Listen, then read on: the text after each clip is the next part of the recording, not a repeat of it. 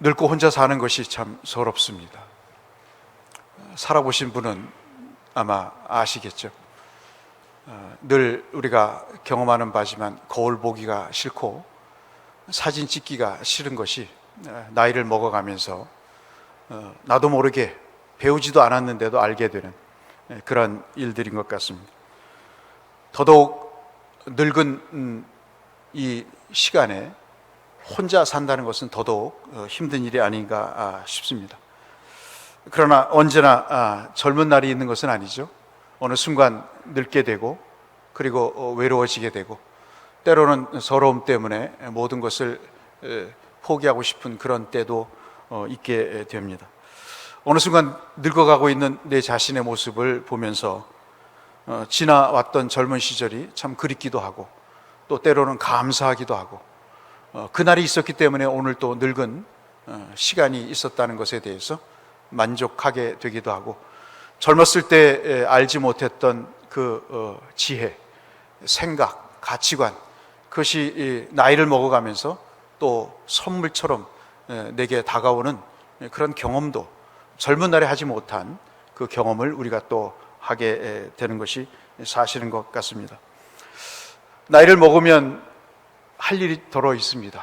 그것은 뭐냐면 주변을 정리하는 일입니다. 살림살이를 줄이죠. 집을 평수를 줄입니다.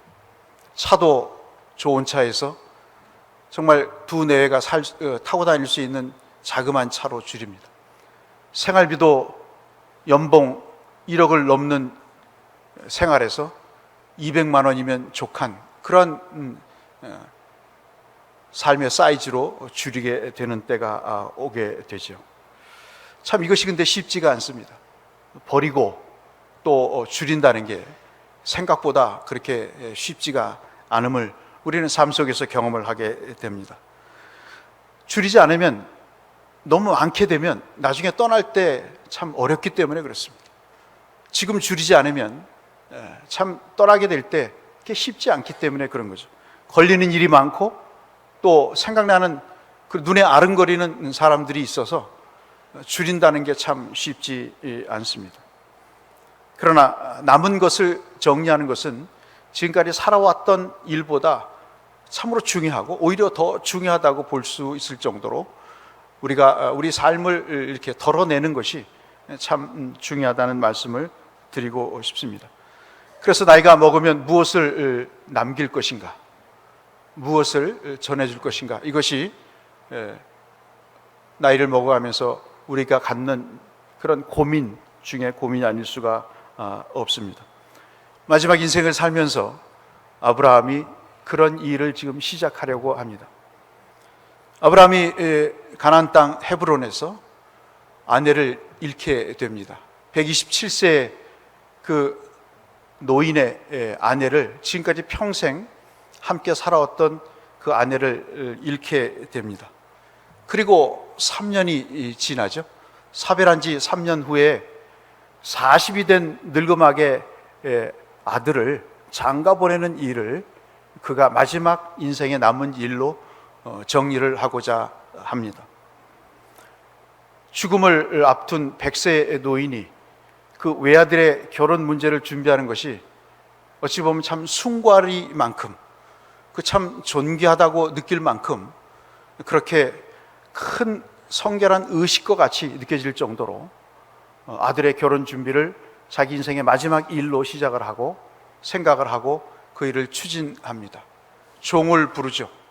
종을 불러서 자기의 허벅지 속에 손을 넣으라고 이야기를 합니다. 여기서 허벅지라는 것은 남자의 생식기를 이야기하는데, 옛날 창세기 17장에서 하나님이 약속을 아브라함에게 주셨어요. 너는 창성할 것이다. 너는 복될 것이다. 너와 너의 모든 후손들은 복을 받을 것이다. 이 약속의 말씀을 네가 믿어라고 이야기하실 때 아브라함이 그 말씀을 믿고 모든 집안에게 할례를 행하게 됩니다. 지금으로 말하면 포경수술과 같은 할례를 행하게 되죠. 그리고 하나님께서 그에게 복을 주십니다. 우리가 잘 아시는 대로 너는 복의 근원이 될 것이다. 너를 축복하는 자에게 내가 축복을 하고 너를 저주하는 자에게 내가 저주할 것이다. 너는 복의 통로가 되어서 너와 너의 후손을 통해서 수많은 사람들이 복을 받게 될 것이다. 그런 인생에 참으로 누구도 모방할 수 없는, 누구도 상상할 수 없는 복의 그 약속을, 그것도 하나님으로부터 받게 되는 영광을 누리게 됩니다. 그 사실을 안 아브라함이 자기 몸종이었던 모든 재산과 재정을 맡길 만큼 신실했던, 그리고 지혜로웠던 그 종에게 자기 자신의 허벅지에 손을 놓고 맹세합니다. 자기 하나밖에 없는 40세의 그 노총각 이삭의 아내를 가나안 땅에서 미모가 좋고 그리고 학벌이 좋고 훌륭한 가문의 자녀보다는 하나님을 믿는 내 고향의 사람들에게 가서 그 며느리감을 찾으라고 사명을 부여하게 됩니다. 옛날은 지금과 달라서 친족 간의 결혼을 하게 됩니다. 결혼을 해서 그 친족 간의 가정을 꾸리고 그리고 삶을 사는, 옛날 우리 대곳도 그랬죠. 성시촌이 있어서 사실 어찌 보면 다 따지고 보면 한 친족이 되는 그런 고대 사회 풍습은 예나 지금이나 똑같이 있었던 것이죠. 근데 그 사명을 받은 이 몸종이 마치 자기의 며느리를 구하듯이 하나님 앞에 간절하게 기도하죠. 구체적으로 기도를 합니다. 하나님, 이렇게 기도를 해서 이렇게 여인을 만나면 이 여인이 하나님이 짝지어 주신 종의 주인의 며느리임을 알고 내가 그 여인을 데리고 가도 좋겠습니까? 라는 기도를 구체적으로 합니다. 여러분, 창세기가 가장 중요한 대목이 창세기 1장 창조의 이야기가 31절까지 기록되어 있는데, 아브라함의 아들 며느리를 구하는 이 창세기 24장이 가장 긴 말씀이 되는데 무려 67절이나 됩니다. 여러분 한번 생각해 보시면, 뭐 한 집안에 며느리를 얻는 일이 창조의 기사보다 더 중요한가? 그렇게 생각할 만큼 상당히 긴 분량을 할애해서 이삭의 아내를 구하는 이 혼사 문제에 많은 지면을 할애하고 있는 이유가 갸우뚱거릴 정도로 그렇게 우리에게 의문점으로 다가옵니다.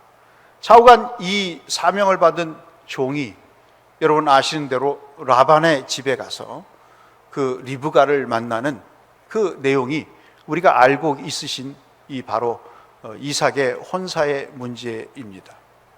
그래도 오늘 본문 말씀을 보시면 1절에 이상한 말씀으로 시작을 하고 있습니다. 여러분 1절을 다시 한번 보시면 우리 같이 한번 읽어보실까요?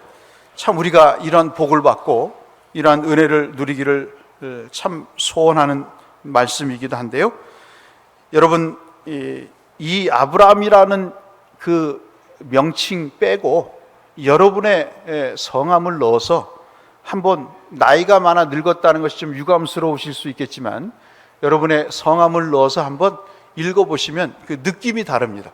그 뉘앙스가 다를 것입니다. 한번 그렇게 한번 읽어보실까요? 우리가 이런 복을 주시기를 원하는 마음으로 한번 읽겠습니다. 시작. 홍규식이 나이가 많아 늙었고 여호와께서 그에게 범사의 복을 주셨더라. 아멘. 나이가 늙고 이제는 죽을 날이 다가왔는데 무슨 복이 있을까 말이죠. 왜 결혼의 문제를 이야기하면서 오늘 본문은 아브라함이 복을 받은 이야기로 시작을 하고 있을까? 나중에 우리가 35절에 보시면 아브라함의 종이 그 리브가 가족을 만나고 그 환대하는 속에서도 이 아브라함의 몸종이 자기 주인의 일생에 복을 주신 내용들을 설명합니다. 마치 지금으로 말하면, 야, 내가 은행 부자에 얼마가 있고 우리의 차가 뭐 몇 대나 있고 우리의 부동산이 여기저기에 몇 채가 있고 정말 주식을 투자해서 펀드를 했는데 엄청난 수익을 올렸고 이러한 식의 내용과 같이 들릴 정도로 그렇게 자랑을 늘어놓습니다. 그런데 그 자랑을 늘어놓는데 그 복의 근본적인 제공자를 자기 아브라함의 능력으로 이야기하지 않고 그 아브라함을 축복하신 하나님을 소개하고 있습니다. 주인을 소개하지 않고 하나님을 소개하고 있는 것이 참 이례적입니다.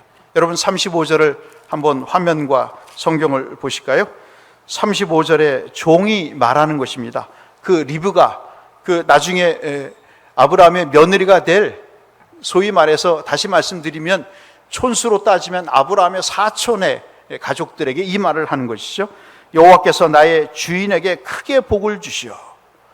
주인이 똑똑해서 이렇게 많은 재물을 얻었습니다. 그러지 않고 여호와께서 크게 복을 주시오. 창성하게 하시되 소와 양과 은금과 종들과 낙타와 나귀를 그에게 주셨다. 성경에는 복이 두 종류로 이야기를 합니다. 적어도 구약과 신약에서는 두 종류로 이야기하는데, 하나는 육체적인 복을 이야기를 합니다. 그것은 믿는 자나 믿지 않는 자 모두에게 주시는 복이 있습니다. 그러나 또 하나의 복이 있는데 영적인 복이 있습니다. 그것은 믿는 자에게 주시는 하나님의 은혜를 이야기를 합니다. 그 믿는 자가 하나님의 영혼의 복을 받은 이후에 그 영혼의 복의 구체적인 나타남으로 여러분 육체의 복도 함께 주시는 경우들을 설명하고 있습니다. 신약은 좀 달리 설명을 하고 있죠. 신약에서는 영적인 복을 이야기를 합니다. 그 영적인 복이 앞서 말씀드린 대로 육체의 복을 주신다는 그런 논조로 이야기를 하고 있습니다. 그런데 구약은 거꾸로 육체의 복을 말씀하시면서 그것이 영적인 복이다라고 이야기를 하시는 것이 견해가 좀 다를 것 같지만 그 말씀이 그 말씀이라고 볼 수 있겠죠. 좌우간 이 아브라함의 몸종은 자기의 주인의 사명을 감당함에 있어서 주인이 복을 받은 사람이다, 그렇게 설명을 하면서 그 복받게 한 구체적인 주인이 누구냐면 바로 하나님이시다 라고 이야기를 합니다.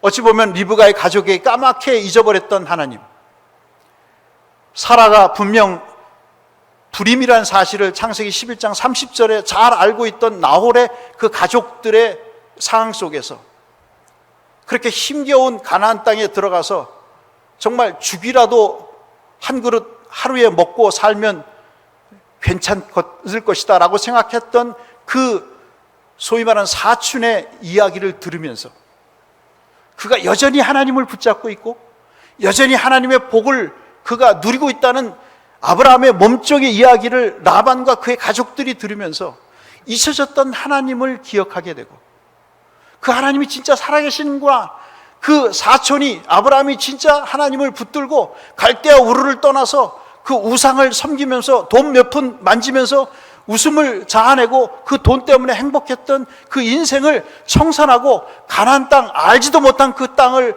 그가 갔던 이유가 있었구나 하는 것을 라반의 식구들이 아마도 알게 되지 않았을까 하는 또 상상력을 발휘하면서 이 말씀을 생각해 보는 것이죠.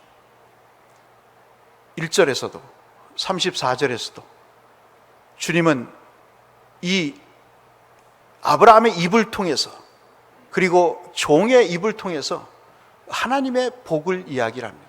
근데 그 복의 이야기를 말씀드린 대로 자식의 혼사 문제를 이야기할 때 그 복을 이야기하고 있다는 사실입니다. 왜 그럴까요? 자랑하기 위해서일까요? 통장을 들여 보이면서 내가 수십억 있다, 수백억 있다고 자랑하기 위해서일까요? 옛날에는 낙타와 모든 가축이 재산의 중요한 부분이었기 때문에 충분히 자랑할 수 있었던 것입니다. 그래서 이 아브라함의 몸종이 아브라함을 자랑하기 위해서 이 말씀을 하셨을까요? 앞서 말씀드린 대로 그렇지가 않음을 간접적으로 말씀을 드렸습니다. 그 삶에 복을 주신 것이 하나님이다. 그 아브라함도 많이 늙었고 그리고 100세의 나이가 됐지만 그가 하나님의 복을 받아 범사의 모든 일에 그가 복 가운데 살게 됐다는 사실을 말씀하시는 것은 참으로 무슨 의도가 있다는 것을 우리가 금방 알아차릴 수가 있는 것입니다. 오늘 저는 그 말씀을 드리고자 이 말씀을 준비하는 것입니다. 복은 우리가 원한다고 해서 복이 얻어지는 것이 아니죠. 우리가 하다못해 돈도 그렇지 않습니까? 돈이 왜 돈이냐, 돌고 돌아서 돈이라고 그러잖아요.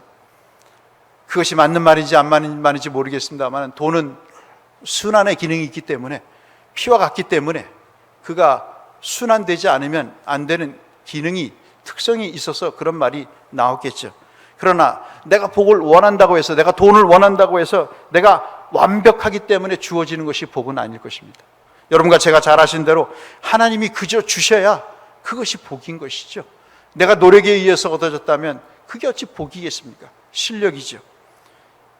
인생의 오늘이라는 시점을 우리가 살아오면서 우리 모두 마음에 한 가지의 소원이 있다면 하나님으로부터 복을 받은 그런 삶임을 나도 평가하고 타인도 평가하는 그것이 얼마나 참으로 은혜스러운 일인가 하는 것들을 우리가 알 수 있는 거죠. 아까 말씀드린 대로 늙고 외롭고 힘들고 모든 것을 정리해야 되는 그 상황 속에서 그 살아온 뒤안길을 돌아볼 때 참 범사에 하나님이 복을 주셨다. 그것을 자녀들에게 이야기할 수 있는 부모, 그것을 교우들에게 이야기할 수 있는 그런 성도, 그 성도와 그 부모가 얼마나 복될까 말이죠.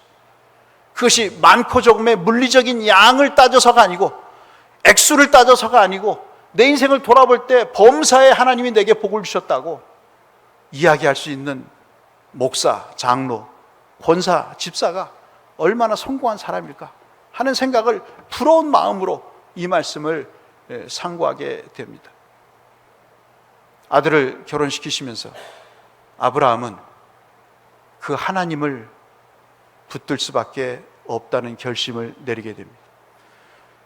창세기 1장 22절에서도 생육과 번성의 말씀을 하시고, 창세기 1장 27절 28절에도 생육과 번성의 복을 말씀하시고, 창세기 9장 1절에서도 하나님은 모든 아브라함뿐만 아니라 노아와 그 모든 아담에게 약속하신 그 복을 또 말씀을 하시고, 창세기 12장에서도 앞서 말씀드린 대로 축복의 통로가 되고 근원이 될 것이라고 말씀하시면서, 창세기 22장 17절에도 하나님께서 그 복의 내용을, 이삭을 바치고 나서 네가 독자를 아끼지 않고 드린 것을 봤을 때 내가 너를 축복하지 않을 수 없다고 하시는 하나님의 그 축복의 내용들을 설명을 하시면서, 그리고 인생을 향한 하나님의 복을 강조하셨습니다.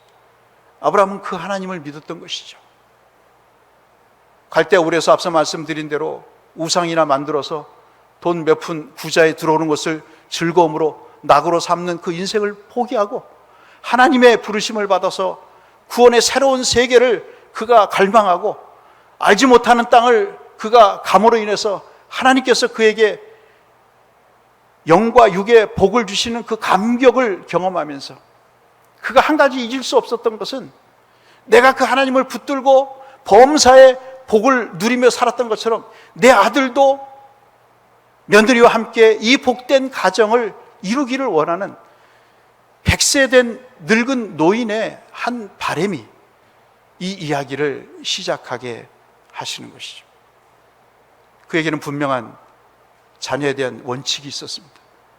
자녀 결혼에 대한 원칙이 있었습니다. 하나님을 신뢰하는 여인이어야 된다는 원칙이 있었습니다.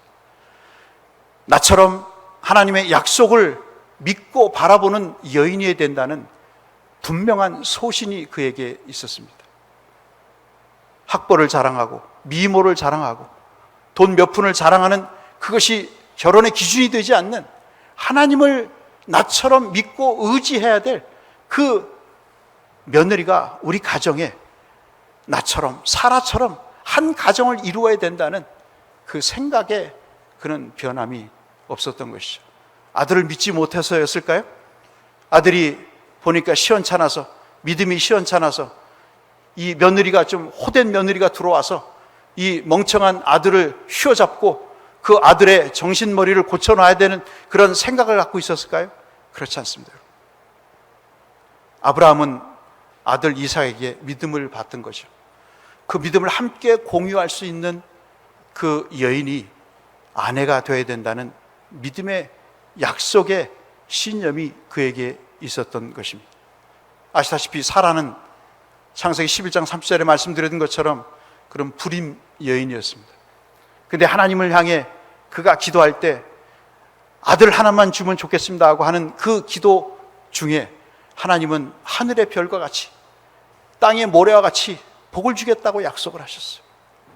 수십 년을 걸려서 아들 하나 낳았는데 그 아들도 바치라는 그 현실 앞에 그런 히브리서 기자의 말씀을 통해서 보면 죽은 자를 살리실 거라고 하는 그 확신을 가지고 그 아들을 바치면서까지 그가 애지중지했던 혈족에 대한, 씨에 대한, 후손에 대한 그 생각보다 더 크신 하나님을 의지했던 그 삶을 이삭도, 그리고 그 삶에 그 비전에 함께했던 사라처럼 자기 며느리도 그런 며느리가 들어와서 그 비전을 함께 공유하며 살기를 바라는 100세 노인의 마지막 인생의 바람이 이 말씀을 통해서 기록되어 있다고 볼 수 있겠습니다. 돌이켜보면 다 하나님의 은혜입니다.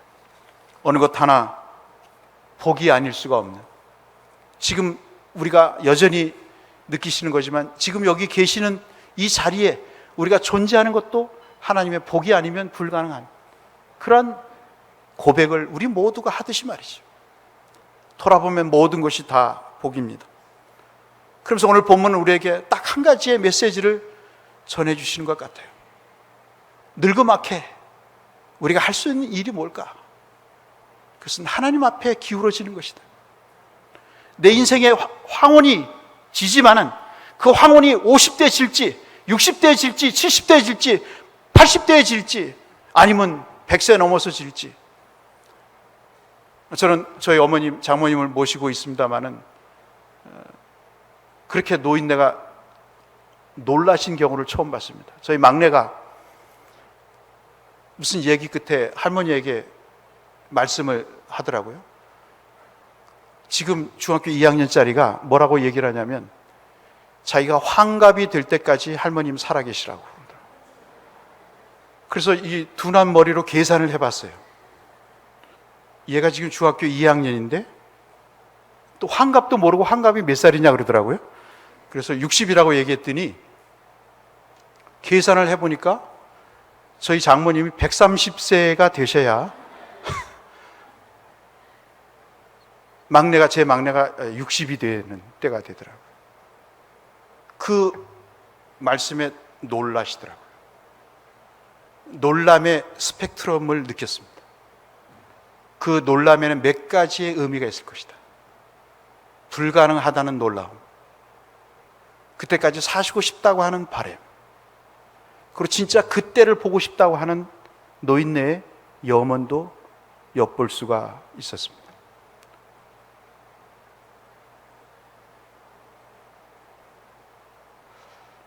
아브라함이 왜 이 이야기 속에 이렇게 많은 구절을 할애하면서 이것을 모세가 썼다고 한다면 모세가 그 이야기를 하면서 무엇을 우리에게 전해주고자 했던 것일까요?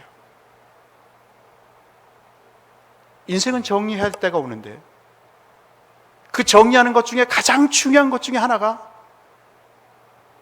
연금을 몇 액수만큼 타야 될까? 펀드를 만든 것을 어떻게 조정해서 내가 죽을 때까지 먹고 살까? 한국 주택공사에 돈을 넣어서 집을 담보로 평생 자식에게 돈 벌리지 않고 연금 받아가면서 살다가 나머지 한 채를 내 인생에 마감하는 그런 재료로 사용할까 하는 그런 고민보다 아브라함은 자기가 믿던 하나님을 이삭도 믿기를 바랬던 것이죠. 내가 100세가 돼서 인생을 정리할 때 내 인생이 점점 더 하나님께 가까이 가는 것을 느낄 때 그 인생의 황혼을 맞이하면서 내 인생의 어떤 방향도, 내 인생의 나침판도 하나님께로 향하듯 내 아들과 내 며느리도 그 하나님께로 향하기를 바라는, 결혼조차도 하나님을 믿고 의지하는 그 마음에 핵심의 삶을 갖고 살기를 바라는 늙은 노인네의 마지막 인생의 정의를 그렇게 하고 있는 것을 우리는 엿볼 수가 있다는 말씀이죠. 이 사건을 계기로 해서 아브라함은 죽습니다. 그리고 아브라함의 시대는 끝나고 이삭의 시대가 열리게 됩니다. 이삭의 스토리는 여러분 아시다시피 별 그렇게 특별한 일이 없습니다. 그럼에도 불구하고 그는 아브라함과 야곱을 연결해주는 징검다리처럼 그 믿음의 계보가 끊이지 않는 일에 중요한 역할을 하게 되고, 하나님을 믿고 의지하는 그 마음으로 그가 기근의 때, 어려움의 때 하나님이 거라고 하는 그 땅에 거해서 그가 100배의 축복을 받아 거부가 됐다고 하는 이 보도를 정점으로 해서 그는 진짜 야곱이라고 하는 새로운 믿음의 씨앗의 번창의 시조가 되는 그 아들을 낳는 큰 어른으로서의 역할을 감당하고 역사 속에서 사라지게 됩니다. 창세기를 연구하면서 이삭을 곰곰이 생각해 봤습니다. 별로 야곱이나 아브라함이나 노아나 아담처럼 유명하지 않았습니다. 그러나 그는 아버지가 자기를 바칠 때에도 그는 항거하거나 저항하지 않았습니다. 그것이 논리에 맞지 않다고 아버지를 구타하거나 아버지의 행위에 대해서 거부권을 행사하지 않았습니다. 오직 그에게는 아버지가 순종하고 아버지가 그 하나님 앞에 복을 갈망했듯이 그는 그렇게 순순히 묶여가면서 그렇게 제단 위에 스스로 눕는 순종의 결단을 하게 되는, 우리가 미처 발견하지 못하는 아버지로부터 받은 믿음의 내용들을 삶으로 그대로 실천하는 모습을 통해서 야곱보다 요셉보다 훨씬 더 위대한 인물이라는 사실을 우리에게 일깨워 줍니다. 말씀을 정리하겠습니다. 다 늙어가시죠? 어느 때 하나님이 우리를 정리하실지 모릅니다. 말씀드렸지만 오는 순서는 있지만 가는 순서는 없습니다. 언제 정리해야 될지 우리는 모릅니다. 그러나 우리가 분명히 오늘 본문을 통해서 우리에게 확인해 주시는 것은 네가 남겨둔 것들이 있다, 자녀들이 있다는 것이죠. 제자들이 있다는 것이죠. 네가 하나님의 복을 그렇게 추구한 것처럼 너희 자녀들도 그 복에 대한 염원을 갖기를 원한다. 그 약속에 대한 분명한 의지를 갖기를 원한다. 그 믿음을 갖기를 원한다. 너를 통해서 역사하신 하나님이 너희 자손을 통해서도 역사하기를 바란다 하는 그 메시지, 세월이 갈수록 하나님 앞에 향하는 믿음의 영혼의 모습을 네 자녀에게 보여주기를 원한다 하는 그 메시지를 오늘 우리에게 주시는 것이 아닌가 싶어서 이 말씀을 함께 나누었습니다. 고민이 되실 수도 있을 것입니다. 이미 자녀를 다 키웠는데요, 손주들이 있습니다. 저에게는 아이들가 없습니다. 제자들이 있으십니다. 사랑하는 성도 여러분, 아브라함이 집착했던 것은 세상의 돈이 아니었습니다. 그의 명예스러운 퇴진도 아니었습니다. 그는 알게 모르게 죽어가고 있었고 그 죽음을 대서특필하는 보도도 없었습니다. 그러나 그에게는 하나님의 약속과 복을 철떡같이 믿고 아버지의 신앙 이어서 아버지의 신앙을 계승하고 발전할 이삭을 두고 떠났습니다. 그것이 인생인가 아닌가 싶습니다. 분명히 우리에게는 남겨지는 것이 있습니다. 자식이 될 수도 있고 믿음의 유산이 될 수도 있고 우리의 저서가 될 수도 있고 우리의 물질이 될 수도 있습니다. 그 남겨진 것들을 통해서 하나님이 범사에 복을 주셨다. 그것이 나의 평가가 되고 타인의 평가가 될 때 그것으로 하나님은 영광을 받으시고 그 하나님의 큰 역사에 한 획을 긋는 믿음의 씨를 남겨두는 것이 아닌가 하는 취지에서 여러분에게 말씀을 드렸습니다.